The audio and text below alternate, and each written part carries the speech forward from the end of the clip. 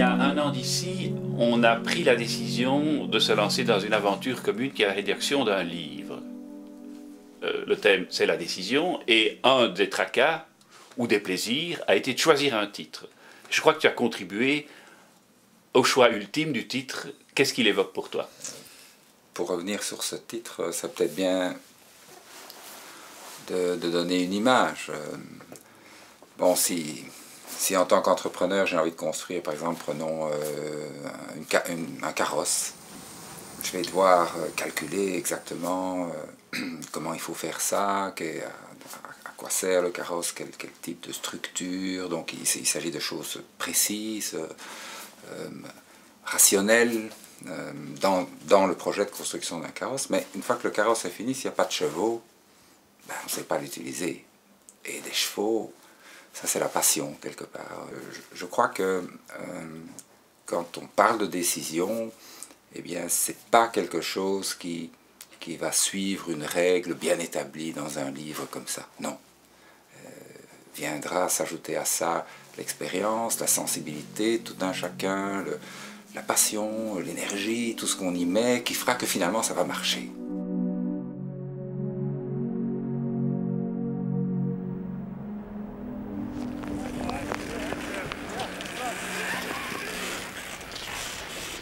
Ce qui frappe dans le regard de ton travail d'explorateur, c'est qu'il y a un énorme temps de préparation. Il y a un temps de réalisation qui est conséquent, mais proportionnellement bien moindre, et que tout ça est animé par une valeur, une ambition, à la fois de soi et de service de l'humanité ou des autres. Comment est-ce que tu conjugues ces trois pôles? Tout en étant extrêmement occupé, eh bien, j'arrive de temps en temps à m'arrêter à faire autre chose. D'ailleurs, j'ai toujours retenu une phrase que m'avait dit mon père quand j'étais jeune, quand je lui disais que j'avais pas le temps, il me disait toujours que le temps ça se prend. Finalement, je crois que c'est vrai, et je crois que ça doit rester vrai, qui qu'on soit et peu importe ce qu'on fait. D'ailleurs, quand tu es venu me trouver pour ce livre, tu m'as dit sans doute tu n'as pas le temps, j'ai dit oui c'est vrai. On est un peu... Ding dong. Coco malade. Bon. On a fait une journée de 27 heures. Ouais. Je me dis souvent après coup, mais où ai-je trouvé ce temps-là, quoi. Et ça, je trouve ça extraordinaire parce que je crois que dans la vie, on est porté. Il faut être porté, c'est ça la passion, il faut être porté, bien sûr, par un projet.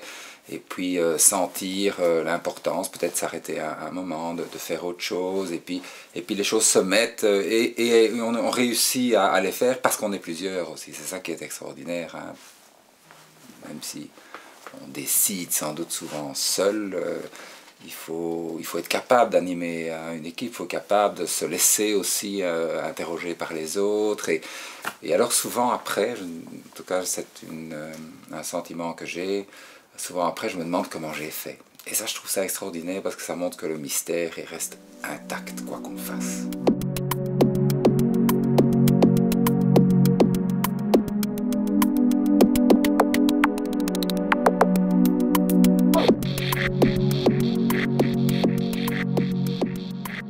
J'ai toujours considéré que c'était tellement particulier des grandes expéditions que ça n'avait finalement rien à voir avec la vie normale. Et apparemment c'est pas vrai. Et ce que je trouve intéressant, c'est justement cet échange. Parce que moi, bien sûr, ça me fait aussi réfléchir. D'ailleurs, apprendre à devenir un bon décideur, c'est aussi perdre son temps. Je crois qu'on en parle un peu dans le livre, de temps en temps, pour en gagner. Hein, prendre de la distance, rencontrer des gens, aller voir toute autre chose. Et puis l'idée, la décision, parfois tombe aussi. Bon, ça fait aussi partie, je crois, de cette aventure-là.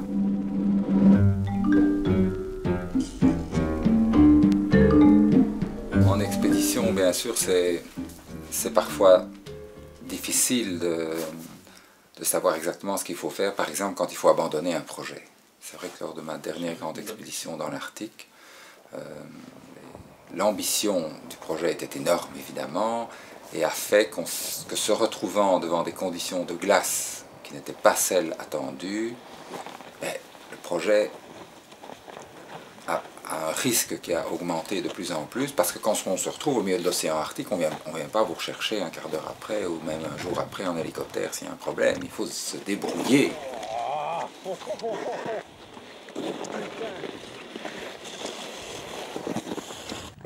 Ça, c'est du juste, hein?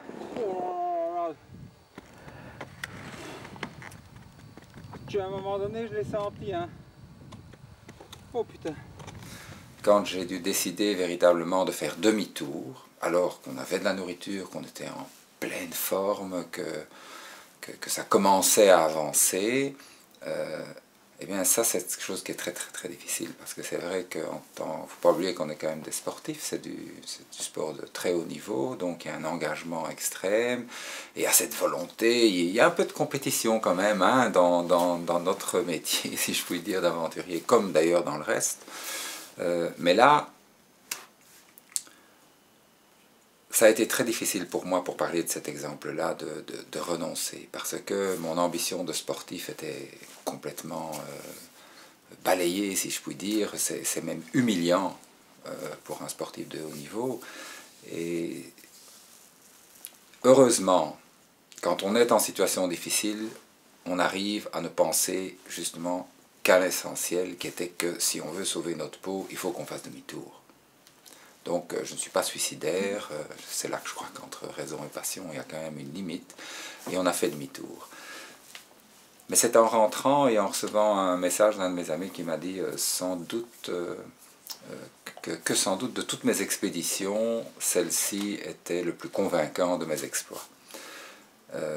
Bon, ça ne m'a pas convaincu au début, parce qu'il n'y a rien à faire, c'était très amer pour moi, mais c'est vrai quand même que peut-être suite à ce qu'on a vécu là-bas, aux images qu'on a pu tourner à certains moments, on a pu montrer justement la fragilité de ces glaces, et j'ai eu là une façon de rebondir pour lancer l'International Polar Foundation, et bon, revenir peut-être au cœur de la société.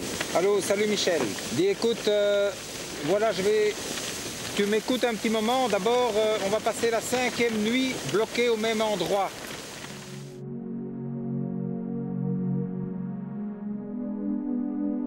Comment on fait quand on est à plusieurs, mais comment fait-on quand on est tout seul, perdu dans les glaces, en situation peut-être de péril? Quelles sont les ressources qu'on mobilise à ce moment-là? Ben d'abord, si on peut mobiliser des ressources quand on est tout seul, c'est d'abord parce qu'on a certainement pu apprendre à travailler en équipe. Il faut bien se rendre compte qu'on arrive, en tout cas moi, sans doute, à prendre certaines décisions seul, parce que j'ai appris d'abord à corriger mes erreurs, j'ai bâti une confiance en moi, une confiance par rapport à ce milieu dont je parlais tout à l'heure, qui est quand même l'environnement très dur qui nous entoure, dans lequel il faut pouvoir, tout en étant à l'écoute de toutes les contraintes extérieures, garder confiance en soi, savoir que quand rien ne va plus, il faut revenir vraiment à l'essentiel, à l'essence d'un problème. Je dois être présent, mais ne pas être fâché, hein. C'est copain. Ensemble, on ira jusqu'au plateau. Et puis là, hop, jusqu'au pôle. Et là, on descend. C'est simple. C'est pas compliqué. Et dans le travail que tu as fait de rédaction de textes, qui étaient à la fois des textes spécifiques et des textes qu'on a repris de conférences que tu avais fait précédemment, quel est au fond le message fort que tu as envie de faire passer? L'humain n'est pas grand-chose sur cette terre et il faut tenir compte de son environnement. Je crois qu'aujourd'hui, avec l'évolution de notre société, de la planète aussi, des écosystèmes, la problématique des changements climatiques qui brusquement nous montre que d'abord la Terre a des limites, et qu'on a de plus en plus d'humains sur cette terre, et que donc il va falloir, si on a envie de survivre, évidemment, bien sûr s'entendre, mais faire que physiquement on puisse tous survivre d'une façon ou d'une autre, avec le moins de guerre possible finalement. Et là, je crois que dans le développement économique futur, la capacité de décision des grands entrepreneurs va être de plus en plus décisive. Et cette capacité-là ne sera pas faite uniquement de décisions rationnelles, bien entendu. Elle demandera beaucoup plus de capacité de prendre de la distance par rapport, de vision finalement. Hein. C'est vrai, on dit souvent qu'on a le nez dans le guidon aujourd'hui et qu'on ne regarde pas assez loin. Ben, c'est vrai.